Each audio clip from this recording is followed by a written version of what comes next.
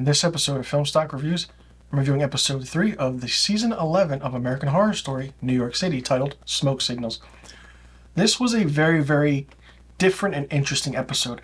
Now, Brad Falchuk and Manny Cotto wrote it, so anytime Manny Cotto puts his hands on an episode of American Horror Story, you know it's going to be interesting and different. Basically, the episode starts off with the character of Fran, played by Sandra Bernhard, who meets up with Billy Lord's character, Dr. Hannah Wells, in a diner. Basically, Fran is like, the government is doing these experiments on people and everything during the Cold War, and they're trying to weaponize a kind of strand of virus, or so to speak. They don't really say what this thing is, and Hannah is like, are you sure they're doing this? And Fran's like, yeah, I'm pretty sure they're doing it. So we fast forward to the next scene.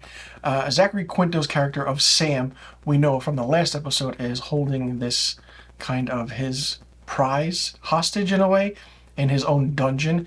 Somehow this guy escapes, goes to the police, and Detective Patrick Reed basically goes to Sam's place and says, listen, hey, what's going on? Well, all the while Sam is throwing a party, a foyer, so to speak.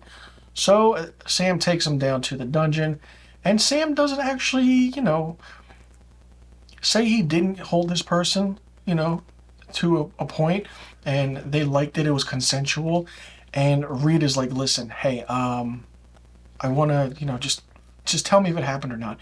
And Sam's like, oh, they don't know, do they? So it's interesting how every character in this series or this season knows that Patrick is gay, but he's a closeted detective. He's a closeted police officer, and they don't, really touch on certain things, but he knows that. So now the character of Adam, played by Charlie Carver, basically is still working with Gino, trying to figure out who this Mai Tai killer is. And they did finally give a name to the killer, and the aspect of how everything is done with this is different. They put flyers up, they go certain places like, hey, can I put this up here because we have to catch this guy? And the character of Gino, played by Joe Mantello, is absolutely phenomenal. I can't give enough praise to this character and this actor because he really drives the show. So basically, Adam meets up with Theo at one of these discreet gay get-togethers. And then we see Big Daddy chain the doors from the inside and then lights the place on fire, and he chains everybody in, and he just walks away.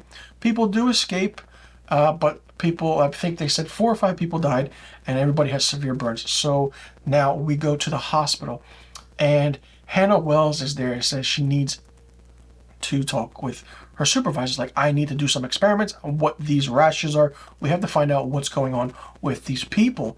And her supervisor or her head doctor is like, no, you can't.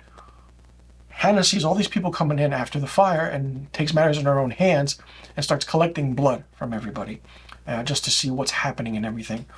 Now, the interesting thing is the Mai Tai killer is still in the hospital, and Adam goes into some kind of, respiratory distress. He gets checked on. Gino is called in along with Patrick, and they say the Mai Tai killer is here, let's go look for him. So the last, I want to say, 25 minutes of the show is Gino and Patrick going after the Mai Tai killer.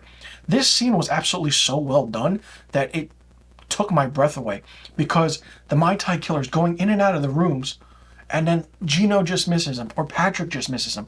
But then Gino spots him, and a chase ensues through the stairwell and through certain aspects of different rooms.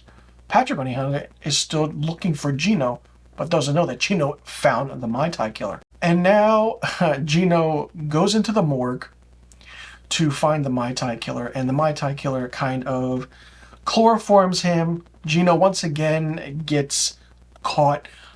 I don't mind his character, but stop getting caught. This is like the second time this has happened. And the Mai Tai killer's like, I really don't want to kill any vets or veterans, but this might change. But I'll just push you into this little area, and you'll die a slow, peaceful death, and you'll just freeze to death. And Gino's like, no. He goes, and then the Mai Tai killer's gone. And as Gino is screaming in the area where they put the bodies in the morgue, that's the end of the episode. It's a great, great episode. It's in your face. It's fun.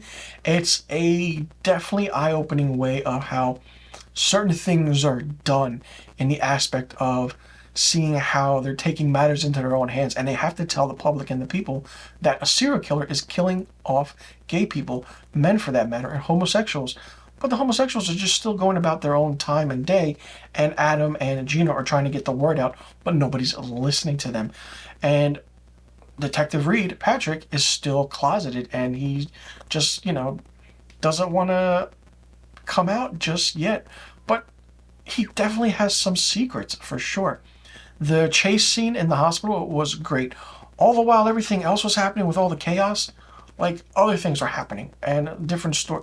It's so much fun, and I'm actually surprised at how good this season of American Horror Story is. The writing is exceptional, and the acting is amazing. Joe Mantello as Gino is really carrying this show, and I can't wait to see what happens next. Let me know in the comment section below what you thought about episode 3, this season 11 of American Horror Story NYC. Did you like it? Did you not like it? What did you think of it? What was your favorite part about this episode, and what was your least favorite part about this episode?